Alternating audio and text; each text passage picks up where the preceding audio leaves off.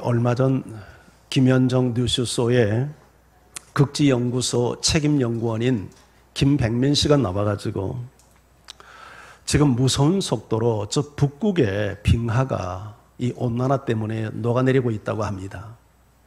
30년 전에 비해서 빙하가 절반으로 줄었대요. 앞으로 2030년 얼마 남지 않았죠? 북극의 빙하가 사라진다고 합니다. 빙하가 사라지면 해수면의 온도가 높이가 올라갈 거라고 걱정하지만 북극 빙하가 녹아서 해수면의 문제는 그렇게 큰 문제는 아니랍니다. 그런데 더 중요한 문제가 발생을 하는데 햇빛을 반사시키는 반사경이 사라지기 때문에 기도의 온도가 높아진대요. 그래서 가속화, 이 사막의 가속화가 일어날 거다. 지금도 지구의 3분의 1이 사막인데 더 많은 사막이 일어난다는 거죠. 그런데 20세기 최고의 설교가인 로이드 존스 목사님은 이런 얘기를 했습니다. 빙하보다 더 무섭게 무너져 내리고 있는 것이 하나 있는데 그게 권위라고 말합니다. 이 권위는 하나님에게서 왔고 세상을 통치하는 하나님의 통치 도구인데 이 권위가 세상 도처에서 무너져 내리고 있다는 거예요. 하나님은 권위를 통해서 세상을 다스리고 보호합니다. 그래서 이 권위가 존중되는 곳에 질서와 안정과 평화가 주어지고 질서가 무너지는 것에 혼란과 무질서가 일어납니다. 과거 유교 문화에서 우리에게는 소위 권위라는 게 있었습니다. 선생님은 그림자도 밟아서는 안 된다는 것을 배웠습니다. 그런데 요새 학교 강단에서 선생님들이 학생들에게 구타당하지 않고 학부형에게 고발당하지 않는 것을 다행으로 생각하는 문화 속에 우리가 살고 있습니다. 몇 년 전에 한국의 명문대학에서 학생들이 스승을, 선생님을, 교수를 강제로 감금하고 머리를 깎는 일이 있었습니다. 도저히 있을 수 없는 이야기죠. 이유 여하를 떠나서 자식이 부모에게 폭행을 가하고 대통령이 내 마음에 들지 않는다고 상스럽게 욕설과 비방을 늘어놓는 일은 우리의 일상이 되어버렸습니다. 물론 권위자에게 문제가 없지 않을 것입니다. 존경할 만해야 존경하지 않겠느냐고 항변합니다. 다 일리가 있는 항변이죠. 그러나 성경은 이 권위의 문제에 대해서 좀 더 본질적으로 원리적으로 어떻게 말씀하고 있는지를 우리가 함께 듣기를 원합니다. 자, 오늘 본문 성경 1절 2절을 함께 읽기를 원합니다. 시작. 각 사람은 위에 있는 권세들에게 복종하라. 권세는 하나님으로부터 나지 않음이 없나니 모든 권세는 다 하나님께서 정하신 바라. 그러므로 권세를 거스리는 자는 하나님의 명을 거스림이니 거스리는 자들은 심판을 자취하리라. 각 사람은 모든 사람입니다.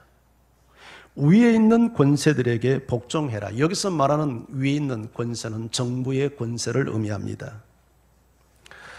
물론 정부의 권세만이 아니라 모든 권세가 하나님으로부터 나지 않음이 없고 모든 권세는 하나님께서 정하셨고 임명하셨기에 우리는 국가의 권세를 비롯해서 모든 권세에게 복종하며 그 권세를 존중해야 된다고 성경은 가르칩니다. 그러면서 권세를 거스리는 자는 하나님의 명을 거스리는 자로서 심판을 자취하리라. 세상에는 물론 우리가 따르고 싶은 건강하고 선한 권세도 있는가 하면 따르고 싶지 않는 악한 권세가 있는 것이 사실입니다. 그런데 성경은 선한 권세냐 악한 권세냐를 떠나서 권세에 대한 우리의 태도를 가르칠 때 권세에 대한 존중감을 가져야 된다. 왜냐하면 모든 권세가 다 하나님으로부터 왔고 하나님께서 임명하셨기 때문이다 라고 가르칩니다. 그리고 그 권세를 거스릴 때 심판을 받게 된다. 실질적으로 우리가 공권력을 거스리면 제재를 받고 아마 처벌을 받게 될 겁니다. 그런데 성경에 보면 하나님이 세운 권위를 도전하고 비방해서 심판을 받았던 사례들이 나타납니다.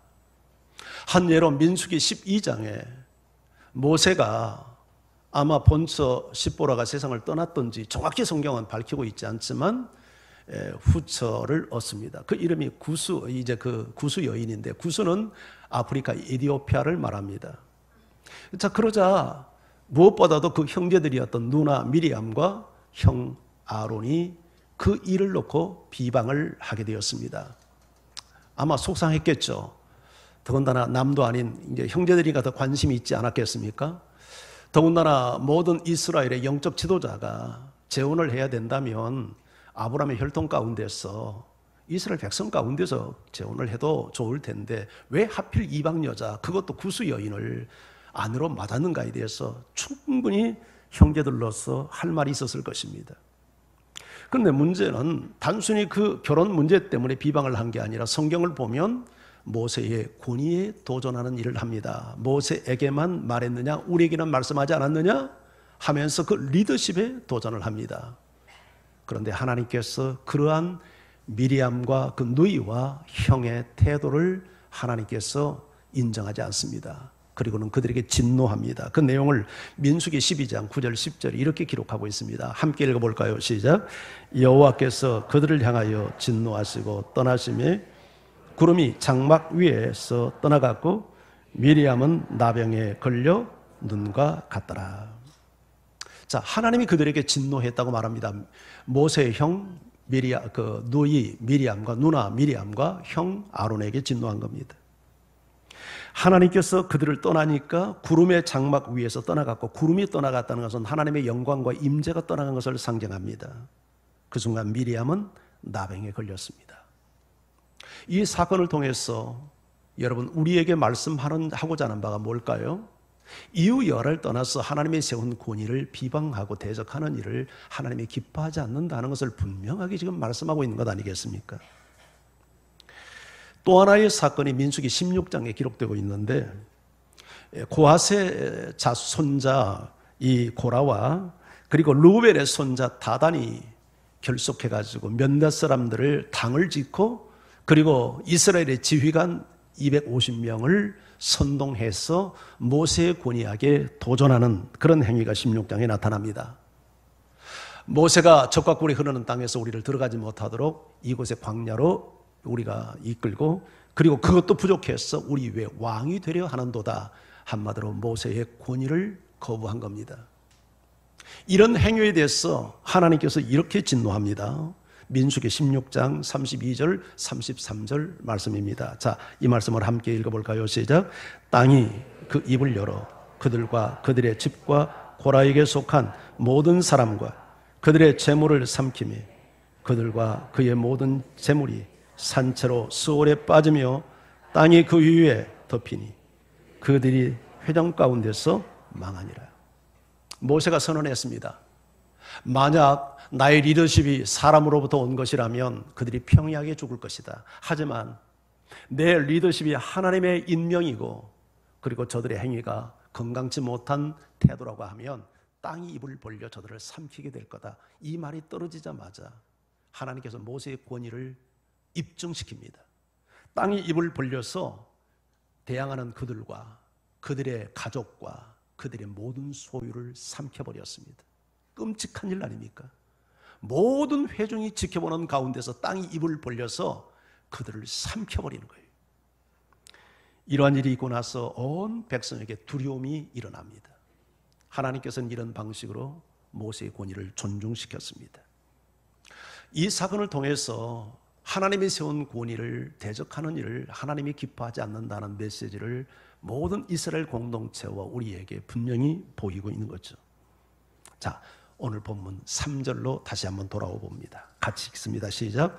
다스리는 자들은 선한 일에 대하여 두려움이 되지 않고 악한 일에 대하여 되나니 내가 권세를 두려워하지 아니하려느냐? 선을 행하라. 그리하면 그에게 칭찬을 받으리라. 여기 다스리는 자는 국가의 공권력입니다. 국가의 공권력은 선한 일에 대하여 두려움이 되지 않고 악한 일에 대하여 두려움이 되나니 네가 선을 행해라. 그리하면 오히려 그들에게 칭찬을 받게 될 거다. 하나님께서 우리가 살아가는 이 세상과 사회의 안정과 질서와 평화를 유지시키기 위해서 국가의 공권력을 세우셨습니다. 그들은 우리에게 악을 행하는 자들이 아니라 우리에게 선을 행하고 우리를 보호하고 지키는 자들입니다. 그래서 그들에게 복종하라는 겁니다. 그들의 권위를 존중하라는 것입니다. 그리하면 그들에게 두려움이 되지 않고 결코 공권적인 두려움이 되지 않고 오히려 칭찬과 상을 받게 된다. 그렇게 말합니다. 그러면서 4절에 계속해서 이렇게 말씀합니다. 4절도 같이 읽죠. 시작. 그는 하나님의 사역자가 되어 내게 선을 베푸는 자니라. 그러나 내가 악을 행하거든 두려워하라. 그가 공연히 칼을 가지지 아니하였으니 곧 하나님의 사역자가 되어 악을 행하는 자에게 진노하심을 따라 보응하는 자니라. 여기서 그는 국가의 권세입니다.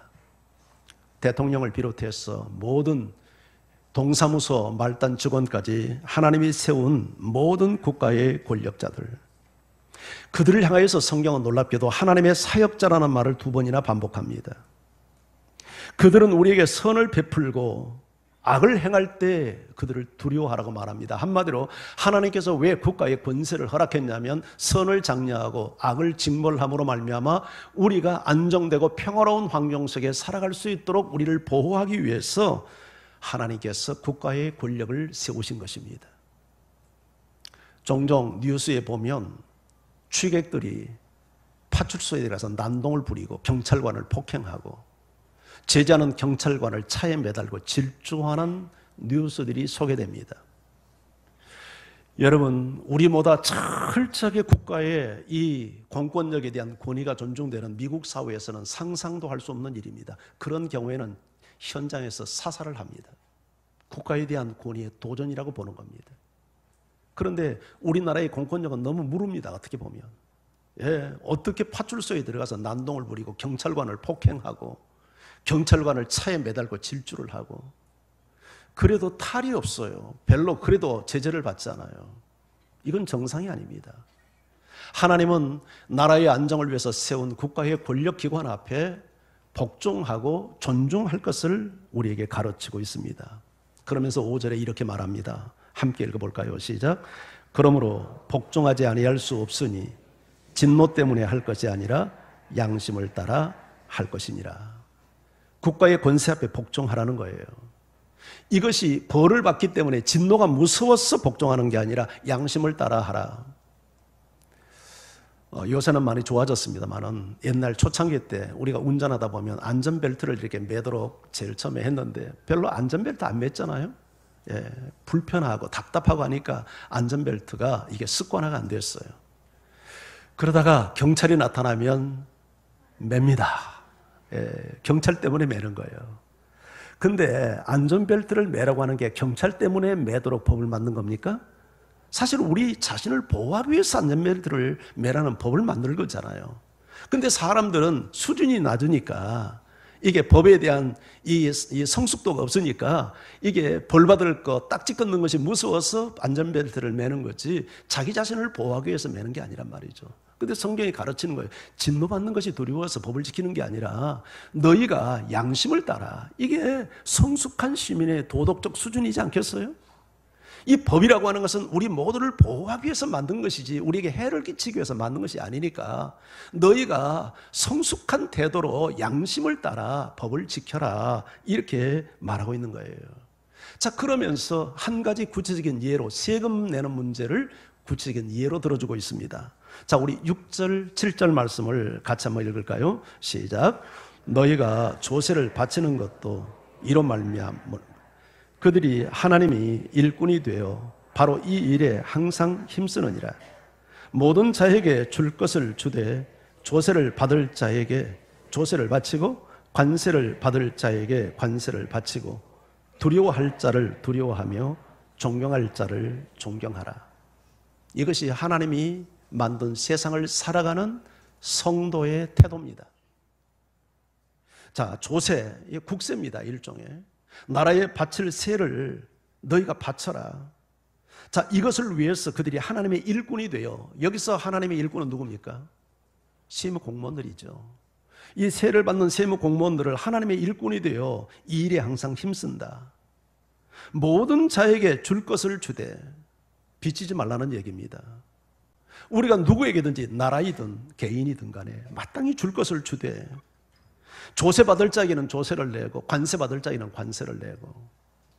여러분, 그 바울 당시 이 나라에도 다양한 이 세금 제도가 있었습니다. 조세는 직접세, 관세는 간접세, 이렇게도 설명을 합니다. 어쨌든 간에 우리에게도 다양한 형태의 세금들이 있는데 이 세금 내는 것을 여러분 내라는 얘기입니다. 조세 바칠 자에게는 조세를 내고 관세 받을 자에게는 관세를 내고 두려워할 자는 두려워하고 존경할 자는 존경하고. 이것이 성숙한 시민사회를 만들어가는 성도들의 어떤 시민의 태도다 하는 것을 지금 말하고 있는 거죠. 여기에 중심적으로 흐르는 게 뭐냐면 권세입니다. 권세, 권위. 하나님께서 나라에 권세를 세워서 안정과 질서를 지키고 평화롭게 약자도 보호받을 수 있도록 이렇게 하나님께서 제도를 만들었는데, 만약에 이런 공권력을 무시하고 권세 앞에 복종하지 않고 지 맘대로 살고 한다면 강자만이 유익을 누리고 약자는 늘 피해를 보는 세상이 된다면 이게 하나님이 바라는 세상이겠느냐. 두려워할 자를 두려워하고 존경할 자를 존경하고 마땅히 너희가 감당해야 될 의무가 있다면 의무를 이행해라. 이것이 성도의 태도다. 그렇게 가르칩니다. 성경은 국가에 대한 권력뿐만 아니라 여러 사회적 권위, 또 교회의 권위, 가정의 권위를 이야기합니다. 자, 한 예들만 한번 들어보겠습니다. 먼저 우리 디모데전서 6장 1절은 사회적 권위에 대해서 말합니다. 자, 디모데전서 6장 1절 같이 읽죠. 시작. 무릇 멍에 아래 있는 종들은 자기 상전들을 범사에 마땅히 공경할 자로 알지니 이는 하나님의 이름과 교훈으로 비방을 받지 않게 하려 함이라. 여기 멍에 아래에 있는 종들은 노예들입니다. 노예는 인권이 없습니다. 그런데 이런 노예들에게 상전을 대하는 태도를 가르치는데 범사에 마땅히 공경할 자로, 존중할 자로 알라. 상전을 존중하라는 거예요. 여러분, 돈 받고 일하는 직원이 아닙니다. 피고용인이 아니에요. 노예입니다. 아무리 일을 해도 보수를 받지 못하는 그저 착취당하는 사람입니다. 그런데 이런 그들을 향하여서 마땅히 상전을 공경하라고 말합니다. 예수님 당시, 바울 당시 종들의 여러분 그 위치가 어땠냐면 예수님도 말씀했죠. 너희가 종들이 밖에 나와서 양을 치고 일을 하고 돌아왔는데 때가 되어서 됐다고 앉아서 밥 먹어라 할 주인이 있겠느냐. 먼저 내가 식사할 도록 수종을 든 다음에 내가 식사가 끝나면 그제서야 너희가 먹어라. 이것이 예수님 당시의 종들의 어떤 인권이었습니다. 근데 이런 종들에게 상전을 공경하래요. 성실히 일하는 정도가 아니라 존경심을 가지라는 거예요. 이게 얼마나 불합리하고 억울한 명령처럼 보입니까? 그런데 놀라운 사실은요, 역사를 보면 이런 주인을 존중하는 종들의 태도 때문에 놀랍게도 노예 해방이 일어났습니다. 이런 종들의 모습을 보면서 주인들이 영향을 받고 예수를 받아들이고 이런 종들을, 예수 믿는 종들을 자유케 하는 일들이 일어납니다. 하나님의 법이 당장은 나에게 이해가 안 될지 모르지만 이 법을 따라 살다 보면 결국 약자를 보호하기 위해서 주신 지혜로운 법이었음을 알게 됩니다. 교회의 권위에 대해서도 이렇게 가르칩니다. 데살로니가전서 5장 12절 13절. 자, 같이 읽죠. 시작.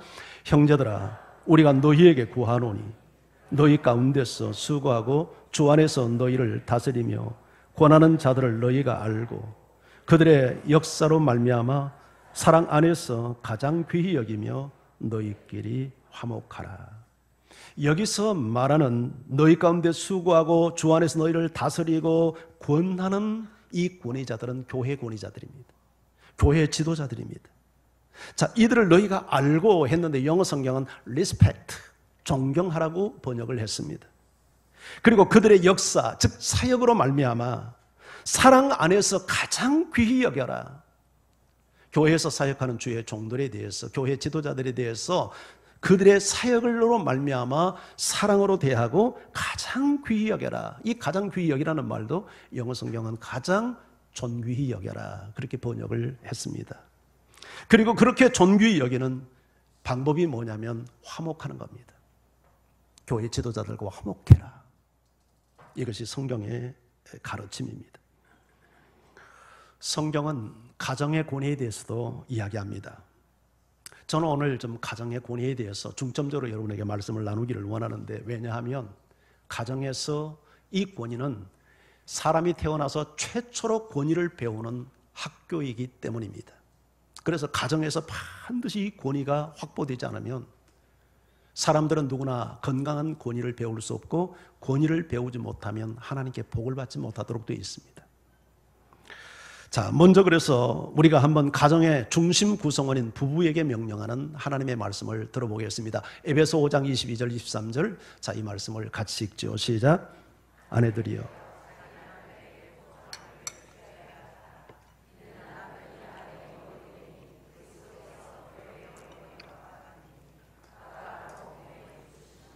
누구에게 주신 말씀입니까? 아내들에게. 아내들에게 무엇을 말씀하고 있죠? 예, 자기 남편에게 복종해라.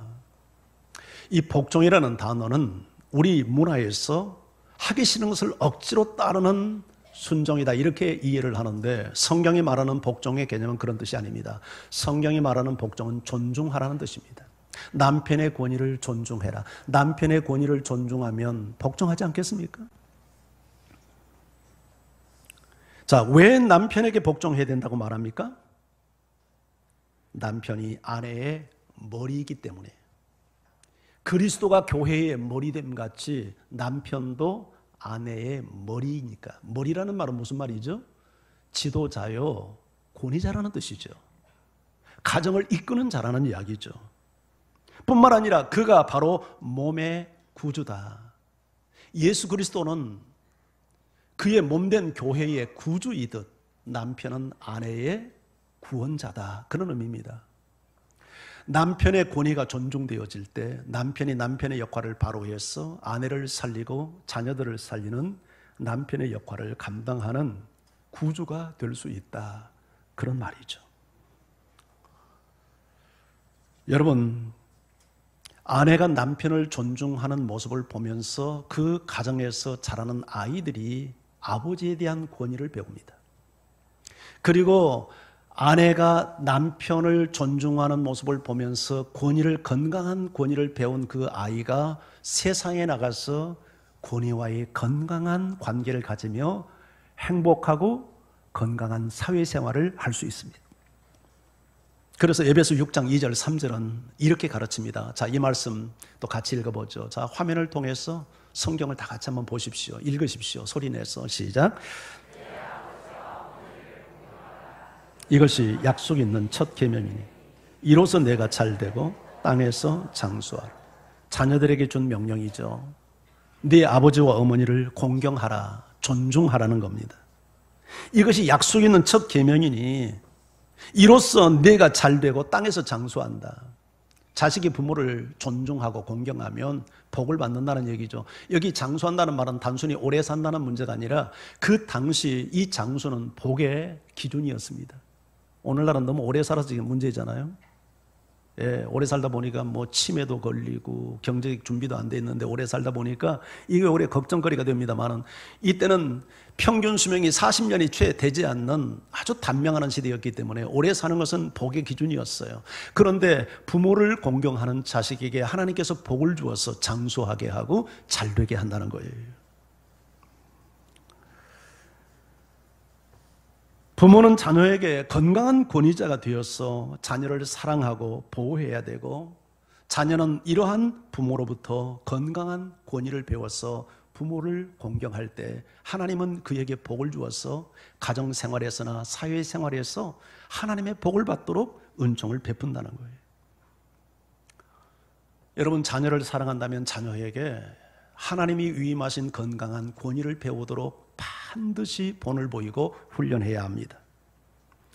역기능적인 가정들이 있죠. 역기능이라는 말은 순기능을 하지 못하고 오히려 부모가 부모의 역할을 제대로 하지 못해서 자녀들에게 어떤 보호와 사랑을 가르치지 못하고 상처와 어떤 그 고통을 안기는 이런 가정을 역기능적 가정이라고 합니다. 그런데 이 역기능적 가정에서 자란 아이들을 보면 부모에 대한 상처들이 있습니다. 왜냐하면 부모가 제대로 부모의 순기능을 하지 못하니까 부모로부터 상처를 받고 비인격적인 대우를 받고 폭력을 당하고 억압을 당하니까 아이들 마음속에 분노감이 일어납니다. 이런 사람들에게 나타나는 특징은 절대 권위와의 관계를 건강하게 하지 못합니다. 그 형태가 부모가 아니라도 다른 관계에 있어서 이 권위에 대해서 바른 태도를 갖지 못합니다. 권위를 거부한다든지 권위를 대적한다든지 권위에 대해서 충돌하고 권위에 대해서 갈등을 일으키는 이런 권위와 원만한 관계를 갖지 못합니다. 세상의 모든 세상이 굴러가는 것은 권위라고 하는 틀 속에서 다 굴러가는데 이 권위와 충돌하면 그 사람이 건강한 사회생활을 살 수 있고 그리고 복을 받을 수 있겠습니까? 인생 자체가 아주 불행하게 되는 거예요. 근데 그것을 어디서 배워야 되냐면 가정에서 배워야 돼요. 부모로부터 건강한 권위는 참 이렇게 복된 것이구나, 참 좋고 아름다운 것이구나, 이걸 부모로부터 받아야 되는데, 배워야 되는데 자녀들이 부모로부터 오히려 상처를 받으면서 건강한 권위를 배우지 못하는 거예요. 여러분, 딸들도 아버지의 권위가 굉장히 중요합니다. 딸들이 아버지를 제껴놓고 보통 어머니하고만 이렇게 짝짝꿍이 되잖아요. 요새 참 남자들이 불쌍해요. 남자는 돈 버는 기계에 불과해요. 그리고 가정에 들어와서도 별로 대화도 없어요. 이건 뭐 누구의 잘못이 아니라 남자의 잘못이죠. 예, 왜냐하면 가정생활을 어떻게 해야 되는 것을 본 적이 없기 때문에. 예수를 잘 믿어도 가정생활을 엉터리로 해가지고 가정을 완전 지옥 같은 환경으로 만드는 가정들이 없지 않아요. 딸들이 아버지와의 관계가 건강치 못하면 무슨 현상이 생기냐면 남자에 대한 혐오감이 생깁니다. 아버지가 정말 자녀들에게 건강한 권위를 잘 행사해서 좋은 모델이 되어주지 않으면 남자에 대한 혐오감이 생기고 남자에 대한 기피증이 생겨서 심지어 아버지에 대한 상처 때문에 결혼을 기피하는 그런 자매들이 있어요. 공개적으로 말을 하지 않아서 그렇지 아버지로부터 받았던 건강한 남성상이 없는 거예요. 그리고 이런 사람이 설사 결혼을 한다 해도 부부관계를 원만하게 하지 못합니다. 왜냐하면 남자에 대한 관점이 이미 상처를 받고 있기 때문에 건강한 부부관계를 유지하지를 못해요. 이런 아내들은 대개 남편의 권위를 인정하지 않습니다. 남편의 권위를 인정하지 않으니까 늘 충돌하고 싸우고 전쟁이고 이런 현상이 일어나는 거예요. 건강한 권위 아래서 성장한 사람만이 건강한 권위를 행사할 수 있는 성인이 될 수 있습니다. 아멘. 이런 의미에서 우리 부모의 역할과 책임은 이루 말할 수가 없어요. 옛날 우리 아이들이 어렸을 때 우리 문화에서는 애들이 어른들을 말하는데 끼어드는 것은 굉장히 불경스러운 일이고 그렇게 해서는 안 되고 야단을 치고 한쪽으로 쫓겨났죠. 그런데 요새 서구들의 영화나 드라마를 한번 보십시오. 아이들이 어른들과 함께 어울려서 대화하고 아이들이 어른들로부터 존중받는 이런 아름다운 풍경들을 우리가 영화나 드라마를 통해서 자주 목격하곤 합니다. 아이들이 말할 때 어른들이 그 아이들의 말을 경청하고 들어주고 존중해주고 격려해 줍니다. 이런 환경 속에서 성장한 아이들은 어른들로부터 건강한 권위를 배웁니다. 그리고 그 아이들이 성인이 되었을 때 건강한 권위를 그렇게 또 행사합니다. 그런데 우리는 어렸을 때 그렇게 성장하지 못했습니다. 대개 어른들로부터 권위를 무시당했습니다. 존재감을 무시당했습니다. 무슨 애들이 뭘 끼어들어 뭐를 안다고 해서 대화의 축에 끼지를 못했습니다. 그리고 거의 아버지로부터 상처를 받지 않고 자란 그런 자녀들이 아마 손꼽을 정도로 드물 겁니다. 저도 생각해 보면 우리 아버지로부터 참 많은 상처들을 받았어요. 교회 간다고 야단을 치고 일 안 하는데 일 안 하고 저 교회만 간다고 야단을 치고 그래서 한 번은 내가 성경책까지 내동댕이를 친 적이 있었잖아요. 아버지에 대한 그 반발심 때문에. 근데 부모로부터 이렇게 건강한 권위를 배우지 못하면 자기 자신도 건강한 권위자가 되지 못합니다. 그래서 제가 목사지만 이렇게 돌이켜보니까 내 자녀들에게 좀 더 좋은 아빠가 될 수 있고 더 좋은 아이들의 아버지가 될 수 있었을 텐데 좀 부족했구나, 좀 미흡했구나. 왜냐하면 내가 본 것이 없고 들은 것이 없으니까. 자녀들을 사랑하면서도 좋은 권위자로서의 아버지의 모습을 완벽하게 해내지 못한 순간이 목사인 저에게도 있었더라고요. 그걸 생각하면 마음 아플 때가 있습니다. 그런데 가정에서 아이들이 아버지로부터 진정한 권위를 배우기 위해서 아내의 역할이 너무너무 중요합니다. 가정의 가장 출발점이 부부잖아요. 근데 그 부부를 명령하면서 성경은 남편에게 먼저 말하지 않고 아내에게 먼저 명령하면서 아내들이여 자기 남편에게 복종하시오, 자기 남편을 존중하시오, 이렇게 가르친단 말이죠. 그런데 요새 문제가 생겼습니다. 옛날에는 남편이 권위를 가질 수밖에 없는 환경이었어요. 힘도 세고요, 모든 경제적인 역할을 남자가 다 해왔어요. 그런데 지금은 그렇지 않습니다. 여자들이 남자보다 더 똑똑하고 공부도 더 많이 하고 사회적 지위도 남편보다 더 높고 심지어 수입도 남편보다 높은 아내들이 많습니다. 그러다 보니까 남편이 설자를 잃고 무능해지고 그리고 권위가 추락하고 있는 것입니다. 명문대에 자녀들을 입학시킨 엄마들이 모여가지고 세 가지 결론을 내렸답니다. 자녀들을 명문대에 입학시키기 위해서는 세 가지 조건이 갖추어져야 된다. 첫째, 강인한 체력을 가진 자녀가 되어야 된다. 아이의 체력입니다. 두 번째, 할아버지가 돈이 있어야 된다. 셋째, 엄마가 정보력과 분석력이 있어야 된다. 세 가지 결정을 했답니다. 근데 여기 한 가지 문제가 있습니다. 아버지 역할이 없습니다. 한때 강 큰 남자 시리즈가 유행을 했는데 20대 강 큰 남자, 아내에게 밥 차려달라고 요구하는 남자, 30대 강 큰 남자, 아내가 외출하는데 어디 가느냐고 묻는 남자,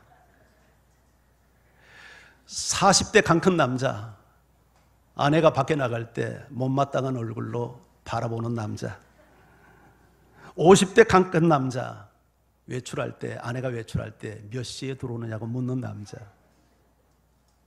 60대 강 큰 남자, 아내가 외출할 때 따라가도 되느냐고 묻는 남자. 근데 이 남자는 강 큰 남자가 아니라 간이 배 밖으로 나온 남자랍니다. 남자의 권위가 추락하고 있는 현실을 풍자한 유머입니다. 여러분, 권위는 가정을 지키는 지붕과 같고 가정을 보호하는 울타리와 같습니다. 지붕이 없는 집을 연상할 수 있겠습니까? 울타리 없는 집이 안전할 수 있겠습니까? 권위가 무너진 집안의 모습이 그와 같습니다. 가정이든 직장이든 나라이든 리더가 그 권위가 존중받고 인정될 때 안정된 공동체를 이루고 평화를 만들어낼 수 있지, 그 권위가 존중받지 못하고 인정받지 못하는 곳엔 혼란과 무질서가 야기될 수밖에 없습니다. 성경은 사사시대를 왕이 없는 시대, 그래서 각기 자기 소견에 옳은 시대라고 진단합니다. 왕이 없다는 말은 그 나라에 진정한 따를 만한 권위가 없다는 뜻이죠. 그래서 사람들은 각기 왕이 없어서 자기가 왕 노릇하는 시대였습니다. 이것이 오늘날 우리 가정의 모습 아닙니까?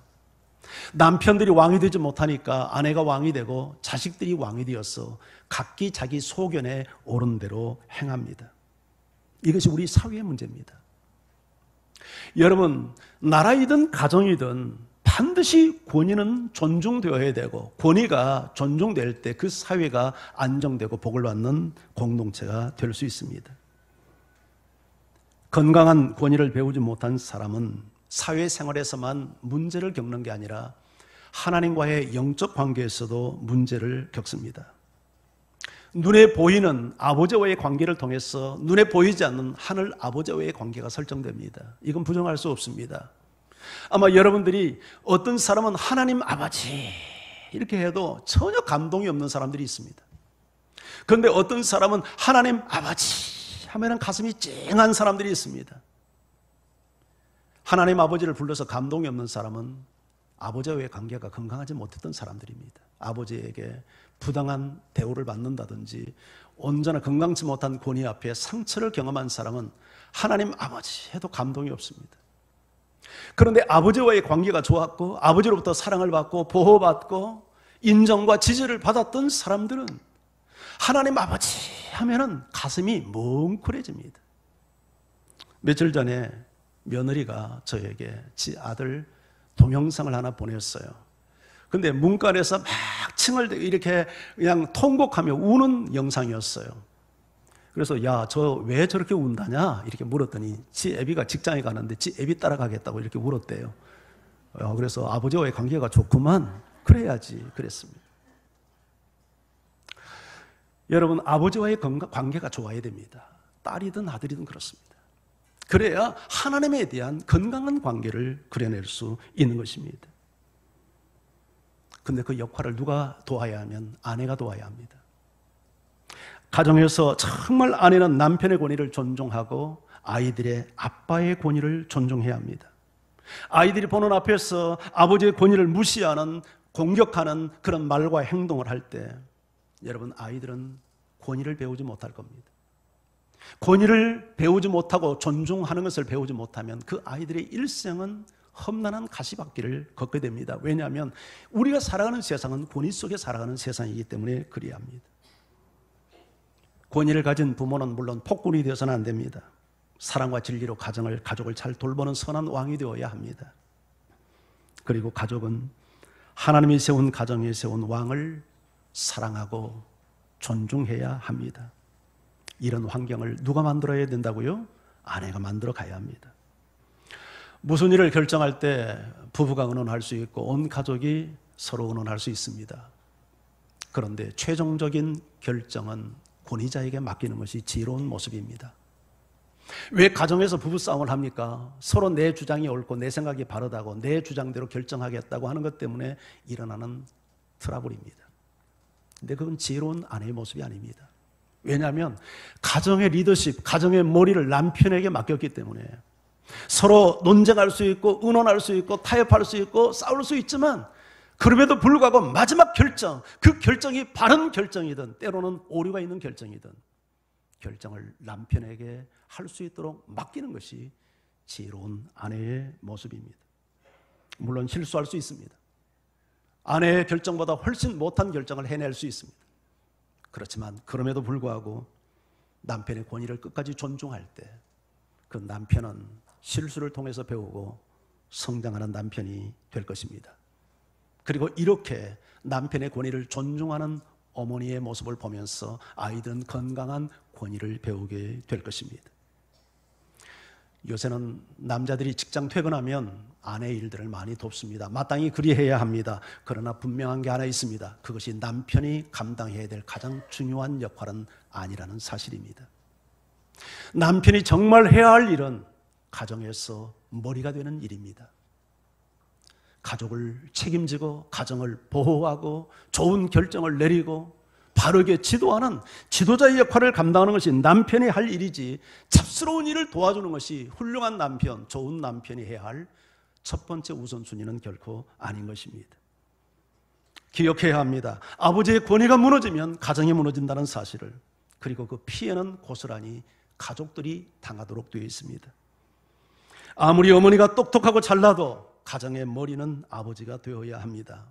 그리고 반드시 머리는 하나여야지 둘이 되면 안 됩니다. 머리가 둘 되면 혼란이 일어납니다.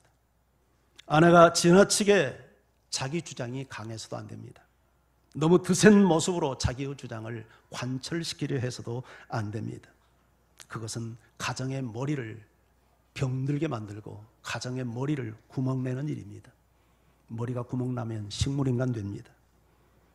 아내가 해야 할 역할은 끝까지 남편이 가정의 머리로서 역할을 감당하도록 지지하고 격려하고 응원하는 일을 해야 합니다.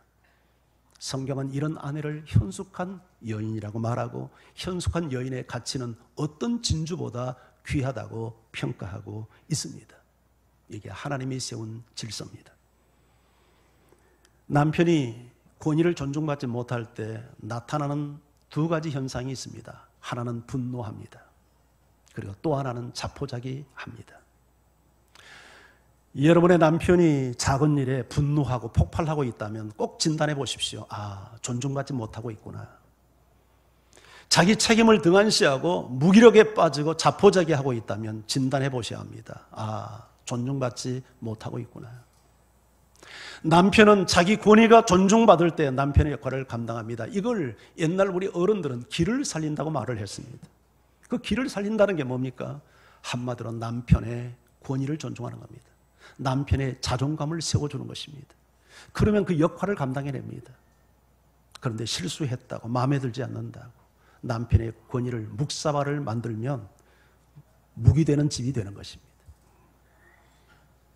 사랑하는 성도 여러분, 권위는 하나님으로부터 옵니다. 그 권위는 아름답고 선한 것입니다. 인간 사회에 없어서는 안 될 하나님의 소중한 선물입니다. 권위에 있는 분들은 그 권위를, 하나님 앞에 받은 그 권위를 소중하게 사랑과 진리로 섬기는 권위로 사용을 해야 합니다. 그리고 권위 아래에 있는 분들은 그 권위를 존중할 수 있기를 위해서 기도해야 합니다. 하나님이 세운 이것이 질서이기 때문입니다. 이런 질서가 지켜지는 곳에 안정과 평화와 행복이 깃들고 하나님의 질서가 무너지는 곳에 혼란과 무질서가 일어납니다. 다시 한번 말씀드립니다. 중요한 결정을 할 때 의논할 수 있고 또 싸울 수도 있지만 최종적인 결과에 대해서는 결정은 남편이 하도록 위임을 하는 것이 남편의 리더십을 세우고 권위를 세우는 지혜로운 아내의 모습입니다. 물론 실패할 수 있습니다. 그럴 때 야단치면 안 됩니다. 그럼에도 불구하고 끝까지 응원과 지지를 보내야 합니다. 여보, 괜찮아요. 잘할 수 있을 거예요. 우리는 여전히 당신 편이에요.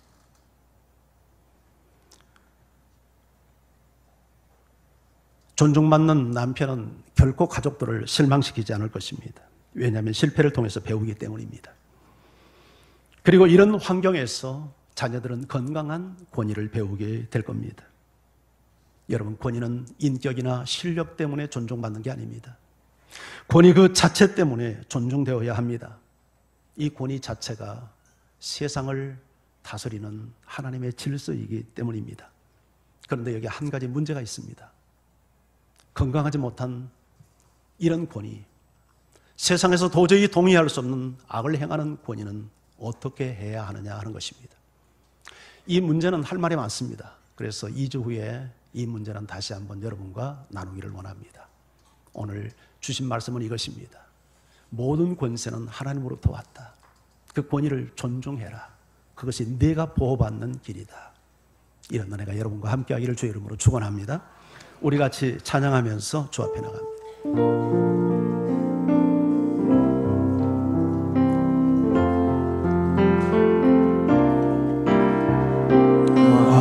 왕이신 나의 하나님, 내가 주를 높이고 영원히 주의 이름을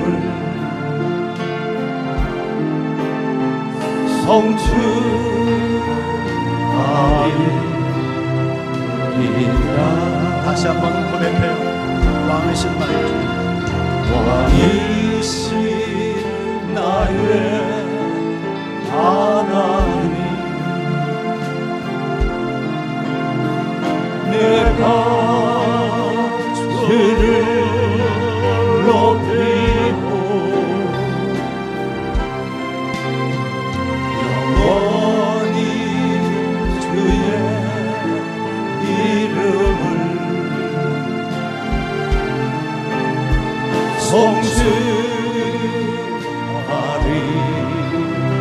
성취하리이다. 우리 같이 기도하기 원합니다. 오늘 성경은 모든 권위는 하나님으로부터 왔다고 말씀합니다. 그래서 권위를 존중하고 권위 앞에 복종하라고 말합니다. 여기에 어떤 전제도 없습니다. 권위자의 인격이 탁월하고 실력이 있기 때문에 존중하고 복종하라 말하지 않습니다. 이 권위가 하나님으로부터 왔기 때문에 그 권위를 존중하고 복종해야 된다고 말합니다. 이게 하나님의 질서입니다. 내 생각을 뛰어넘는 하나님의 이 지혜 앞에 우리 모두가 무릎 꿇기를 바랍니다. 권위자는 나에게 권위를 부여하신 하나님을 늘 바라보며 건강한 권위를 사용해야 합니다. 역기능적인 권위를 행사해서 권위 아래에 있는 사람들을 억압하고 상처를 주는 행위를 해서는 안 됩니다. 권위 아래에 있는 사람은 내 위에 있는 권위자가 어떤 권위든 그 권위를 통해서 나에게 주실 합당한 은혜가 있음을 믿고 그를 존중하며 따라야 합니다. 하나님, 오늘도 내가 권위에 대한 바른 이해를 하게 하옵소서. 특히 우리 가정에서 내 사랑하는 자녀들에게 건강한 권위를 가르치기 위해서 이 아이들의 권위자인 아버지를 존중하는 아내가 되게 해달라고 기도하십시오. 우리 다 같이 기도하며 주 앞에 나가기를 원합니다.